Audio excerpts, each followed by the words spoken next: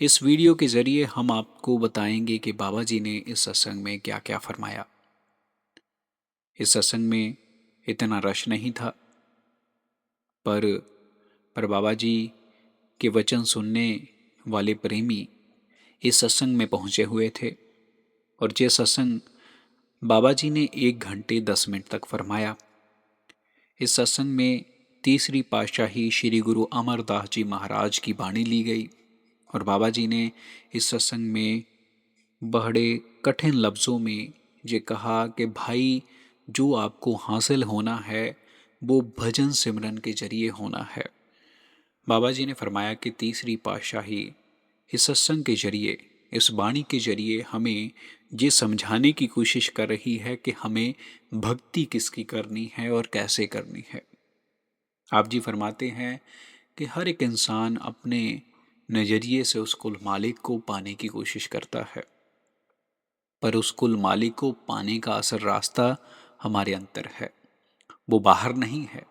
पर हम बाहर मुखी हुए बैठे हैं, इस दुनिया के अंदर भागते हैं। जिसको हमने अंतर से हासिल करना है उसे हम बाहर हासिल करने की कोशिश कर रहे हैं। आप जी फरमाते हैं कि इस अवस्था में तो हमें अपने आप का ही नहीं पता है।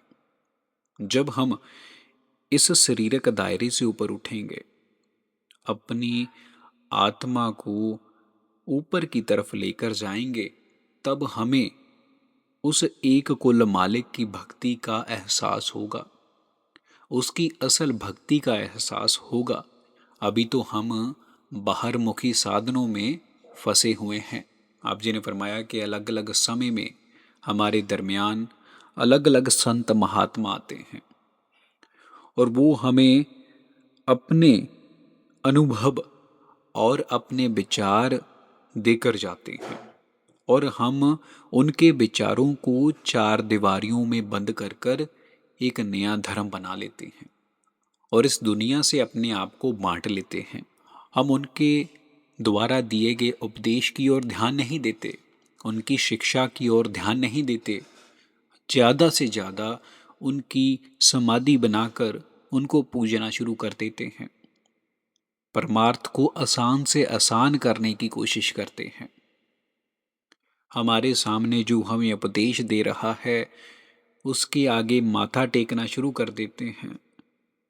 उनके कपड़ों को हाथ लगाने में परमार्थ समझते हैं, जबकि हमें इस बात पर ध्यान देना चाहिए था कि उन्होंने हमें क्या समझाया है।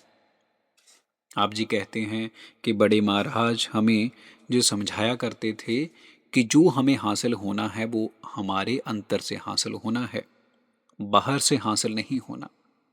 अगर हमारा ध्यान बाहर रहेगा तो बार बार इस दुनिया में आना पड़ेगा। आप जी ने खुलकर कहा कि देखो, जो ये हमारे सामने बैठे हैं, हमें ये विचार करना चाहिए कि हम में से कितने अपना वक्त पूरा पूरा भजन सिमरन को देते हैं। जो वक्त हमें बताया गया है 2.5 घंटे कौन कौन पूरा करता है। आप जी ने खुलकर कहा कि देखो, जो ये हमारे सामने बैठे हैं, हमें ये विचार करना चाहिए कि हम में से कितने अपना वक्त पूरा पूरा भजन सिमरन को देते हैं। जो वक्त हमें बताया गया है 2.5 घंटे कौन कौन पूरा करता है, जबकि ये जो वक्त है परमार्थ के अंतर शुरुआती वक्त है। ये नाम तो हमें 2400 घंटे अपने अंतर महसूस करना है, जपना है, पर हम इस नाम को बाहर ढूंढने की कोशिश कर रहे हैं। आप जी फरमाते हैं कि गुरबाणी में आता है कि इस देही में नाम निदान है, पाइये गुर के हेत अपार।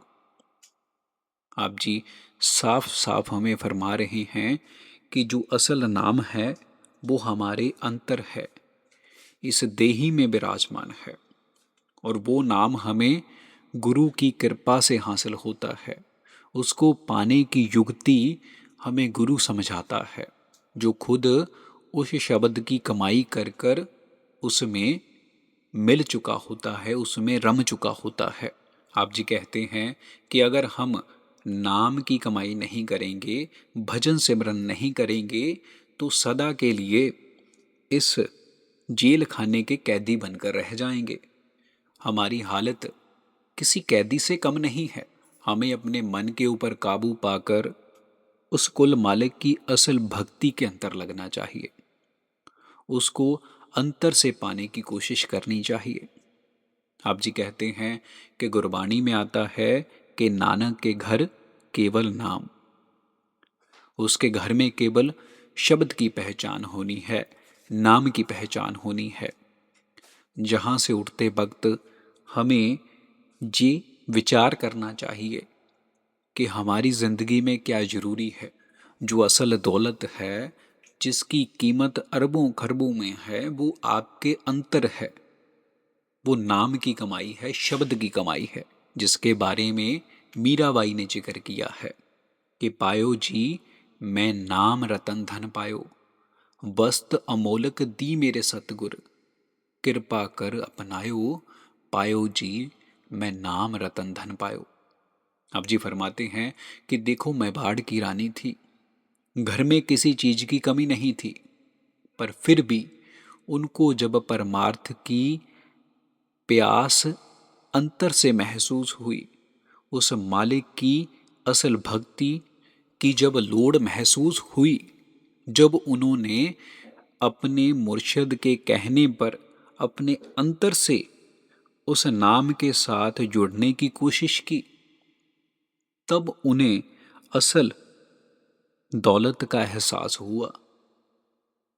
तब उन्होंने जाना कि ये जो दौलत है ये दुनियावी चीज़ों से कहीं ज़्यादा बढ़कर है।